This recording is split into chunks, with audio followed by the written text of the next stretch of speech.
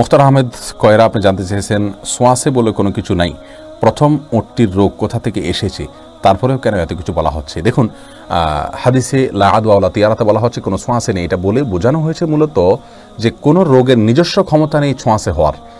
কিন্তু রাসূল করিম সাল্লাল্লাহু আলাইহি সাল্লামের বিভিন্ন হাদিস দ্বারা বোঝা যায় যে আল্লাহ সুবহানাহু ওয়া তাআলার ফয়সালা হলে এক রোগ একজন থেকে আরেকজনের মধ্যে যেতে পারে।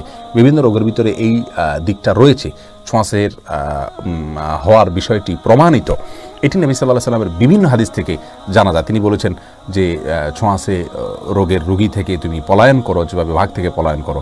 এরকম বিভিন্ন হাদিস দ্বারা অগণিত হাদিস রয়েছে যেগুলো দ্বারা এমনটি বোঝা যায়।